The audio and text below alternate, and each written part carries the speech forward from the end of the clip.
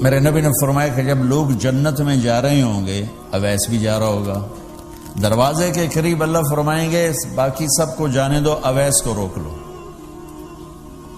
تو وہ اویس پریشان ہو جائیں گے کہ اب بوئے پہ آ کے کیوں رکاوٹ بن گئی، دروازے پہ آ کے کیا رکاوٹ ہو گئی. تو وہ کہیں گے یا اللہ آپ نے مجھے کیوں روکا ہے. تو اللہ تعالیٰ فرمائیں گے پیچھے دیکھو. پیچھے دیکھیں گے تو جہنم کے لوگ کھڑے ہوں گے، مجرم. کہیں گے اویس تو نے مجھے خوش کیا ماں کی خدمت کر. کیا کہا؟ ماں کی خدمت کر کے. جو بیچاری مائیں ذلیل ہو رہی ہیں، یہاں زیادہ ہوتی ہیں، پاکستان میں کم ہوتی، پر ہوتی وہاں بھی ہیں. اسی سفر میں کتنی ماؤں کے اتنے پرچے آئے کہ میرا بیٹا شراب پیتا اور پھر مجھے گالیاں نکالتا. بھر گئے میری جیبیں پرچوں سے، کیونکہ مستورات بھی بیان میں آتی تھی. تو ہر بیان میں کوئی نہ کوئی پرچہ آیا کہ میرا بچہ مجھے گالیاں نکالتا ہے، شراب پیتا ہے، زنا کرتا ہے، پھر مجھے گالیاں نکالتا ہے. تو یہاں زیادہ ذلیل ہیں، ہمارے ہاں بھی کوئی کم ذلیل نہیں ہے. کوئی قسمت والی ماں ہے جس کو فرما بردار اولاد ملتی ہے. تو اللہ فرمائیں گے اویس تو نے مجھے بہت خوش کیا ماں کی خدمت. دیکھیے جہنم کے لوگ کھڑے ہیں، تو انگلی کا اشارہ کرتا جا. اللہ جدھر جدھر تیری انگلی کا اشارہ ہوگا ادھر ادھر لوگوں کو جہنم سے نکال کے جنت میں ڈال دوں. آج میں تیری طفیل لاکھوں آدمیوں کو جنت میں پہنچاؤں گا. عدد ربیہ و مدر، لاکھوں کا لفظ نہیں آتا. ربیہ و مدر عرب کے 2 قبیلے اپنی تعداد میں سب سے زیادہ تھے. تو اللہ تعالیٰ کہیں گے اویس آج تیری طفیل جتنا ربیہ اور مدر 2 بڑے قبیلوں کے لوگ ہیں، اتنے مجرم آج تیری طفیل جنت میں ڈال دوں. سبحان اللہ اکبر. جب میرے رب نے مقام بخشا کہ عمر اور علی سے کہا جا رہا ہے دعا کروانا، اور جنت کے دروازے پر کھڑا کر کے فرمایا جا رہا ہے پیچھے نظر دوڑا، دیکھ جتنے جہنم کے لوگ کھڑے ہیں، اشارہ کر تیرے طفیل آج ربیہ اور مضر کی تعداد کے برابر لوگوں کو جنت میں ڈالوں. ایک اور واقعہ بھی سناتا ہوں. آپ نے فرمایا میں آج رات جنت میں گیا. ایک تو معراج ہے جو جاگتے ہوئے، خواب میں تو بہت دفعہ ہوا، آج رات میں جنت میں گیا. میں نے آواز سنی قرآن کی تلاوت. میں نے پوچھا یہ کون تلاوت کر رہا ہے؟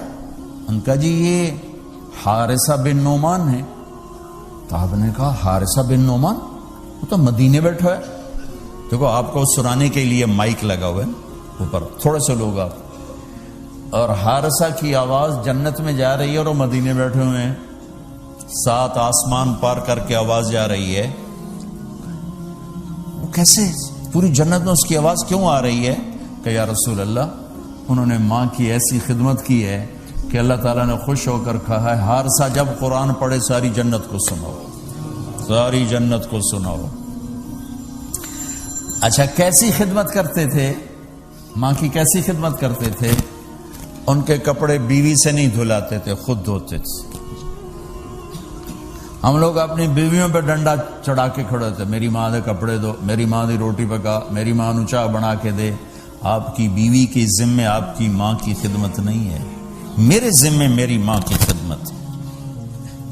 میری بیوی کے ذمہ میرے باپ کی خدمت نہیں ہے، میری ماں کی خدمت نہیں ہے، میری بہن بھائیوں کی خدمت نہیں ہے. لیکن یہ بر صغیر کے معاشرے کا ظلم ہے کہ آنے والی بچی ٹکڑے ٹکڑے ہو جاتی، پس کے رہ جاتی. اور ایک ظلم و ستم کی چکی میں وہ قیمہ بن جاتا ہے. ساس کا ظلم، سسر کا ظلم، خامد کی بہنوں کا ظلم، بھائیوں کا ظلم، تانے بولیاں. اس بیچاری نے بچے کیا پالنے ہیں، وہ تو روتے روتے زندگی گزار دیتی. میرے ذمہ ہے ماں کی خدمت، میری بیوی کے ذمہ نہیں ہے. پوچھو مفتیوں سے.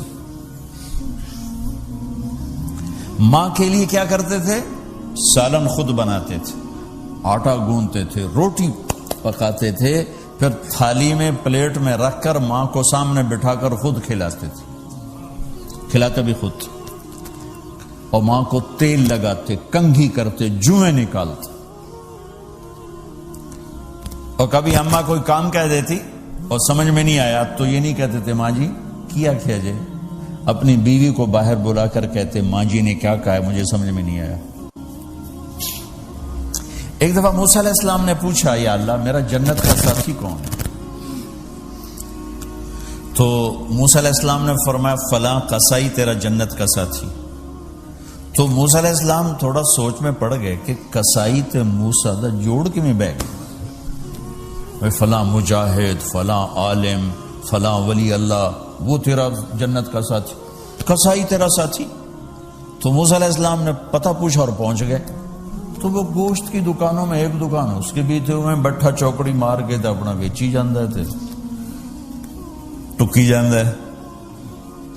کوئی موسیٰ علیہ السلام کو اسپیشل چیز نظر نہیں آئی. جب شام کو وہ چلنے لگا، جب وہ اس کا گوشت ختم ہو گیا تو اس نے ایک ٹوٹا تھیلے میں ڈالا اور چل پڑا. موسیٰ علیہ السلام بھی ساتھ چل پڑے. وہ گھر پہنچا تو موسیٰ علیہ السلام نے کہا میں آ جاؤں؟ کہ جی آ جاؤ. اس نے وہاں جا کے کیا کیا، بوٹیاں بنا کے ہانڈی چڑھا دی، پھر آٹا نکال کے گوندھا، اس کو نرم ہونے رکھ دیا، سالن تیار کیا، پھر روٹی تیار کی، ٹرے میں رکھا. ایک عورت اس طرح پڑی تھی، اس کو جا کے ہلایا، ماں جی، آنکھ کھولی، ایک ہاتھ سے اٹھایا، سہارا دیا، دوسرے ہاتھ سے نوالے بنا بنا کے کھلاتا رہا. تو اس نے یوں سر ہلایا کہ مطلب میری بس. تو اس کا منہ صاف کیا اور اس کو سہارا دے کے لٹانے لگا تو کچھ بڑبڑائی. موسیٰ علیہ السلام ذرا فاصلے پر تھے، سن نہیں سکے کیا کہا. موسیٰ علیہ السلام نے فرمایا میرے بھائی یہ کون ہے؟ کہا جی میری ماں ہے، اور میں جب صبح جاتا ہوں نا کام پر تو اس کے سارے خدمت کر کے روٹی پانی کھلا پلا پھر میں جاتا ہوں، پھر جب شام کو واپس آتا ہوں تو پہلے میں اس کی یہ خدمت کرتا ہوں. بیوی سے نہیں کہا، خود کیا. ہم اپنی بیویوں کو کتنا ذلیل کرتے ہیں، اور 99% جو ساس ہے وہ نیگیٹو ہے اور ظالم ہے. 99% ساس نیگیٹو ہے اور ظالم ہے. اور ہمارے بچوں کو ہوش نہیں کہ میری ماں ہے، میری ماں ہے. ماں کی وجہ سے بیوی کو تباہ نہ کرو اور بیوی کی وجہ سے ماں کو تباہ نہ کرو، اس میں بیلنس کرو. بیوی کے عشق میں ماں باپ ذلیل نہ ہو، اور ماں باپ کے عدم میں بیوی ذلیل نہ ہو. یہ دونوں نوحے میں سن رہا ہوں، اس لیے بول رہا ہوں، دکھ سے بول رہا ہوں. کہا جی میں شام کو پھر اس کی خدمت کرتا ہوں، اب بچوں کو بعد میں دیکھتا ہوں. کہا اچھا یہ بتا یہ کیا کہہ رہی تھی؟ لٹا رہے تھے. کہنے لگا جی بس ماں جو ہوئی جب بھی خدمت کرتا ہوں تو کہتی اللہ تجھے جنت میں موسیٰ کا ساتھی بنایا. میں تو جی کمی کسائی تے موسیٰ کلیم میرا دا کی جوڑ ہے. میں کہا پترا تیرا جوڑ بنا چھڑے تیری ماں.